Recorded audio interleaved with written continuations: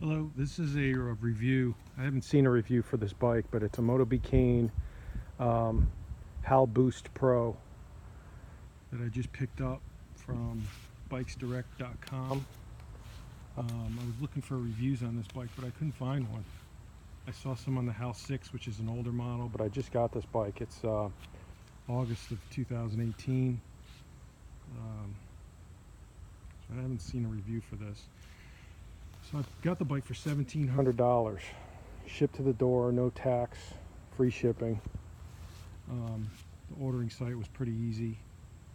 The one thing I did do was I'm 5'10", and it recommended on the sizing chart for me to go with the 43 centimeter, which is about a 17-inch C-tube, and I went with the 48, which is like a 19-inch C-tube. I'm glad I did, because it shows that this bike goes for 5'11" to 6'1", but this thing fits me perfect.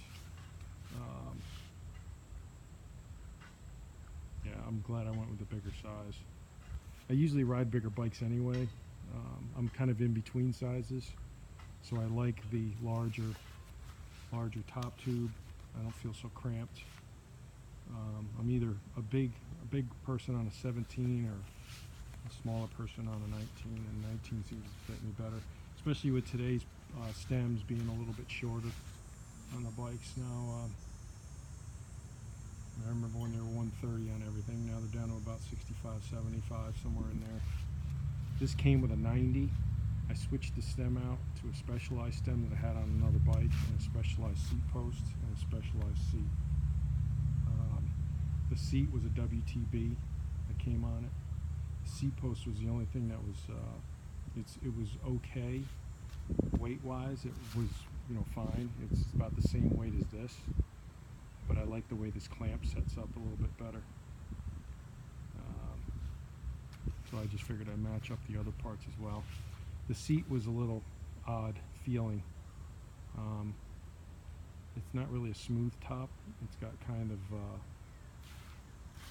some really high ends on both sides, and didn't feel too comfortable, so I switched the seat out. But other than that, the bike was pretty much stock. I put about 50 miles on it so far. Came with a great component setup. This is the Pro model. It's got XT everything. XT brakes, XT shifters, XT rear derailleur. I think it's got even an XT cassette. The brakes are awesome. They work great. Feel really smooth. No squealing. Yeah, they work fantastic. Shock wise, it's got a pike on the front, 140 mil. RockShox Monarch on the back. RL. It's got the lockout. I find I've been using the lockout on some of the bigger climbs that I do.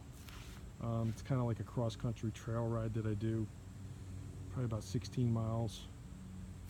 It's a lot of uphills, a lot of downhills and descents, some technical stuff. It gives you about the best of everything, all kinds of different terrain to ride through.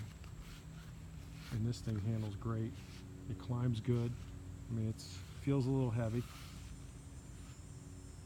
Feels a little soft in the pedaling, but I got I used the gauges on the tube, the shock tubes, front and rear, to get the 20% sag. And I'm about 190 pounds, and I think I got to put about 210 in the rear shock to get it to the 20% sag, and then I have about 80 in the front to the 20%, and that seems to be about right. It does everything well, and it's real smooth on the trail. I really don't look for trying to make it easier. I just kind of want to go a little bit faster and with some more control. This delivers. It's just got basic WTB grips, but I do like them. They're pretty. They're a little bit thicker in the middle, so it really fits my palm well. got probably about a medium large hand. So they feel comfortable, and the bars were really good too. I even weighed them to check and see if I had any other bars that were lighter, and these were actually the lightest ones. They're probably not the most wide, but I do like the width. I think they're probably about 28.5 inches wide, but it felt great as soon as I got on it. I have no complaints about the bars. The tires and the rims, I did a stands with Gorilla Tape, and there's a green rim strip.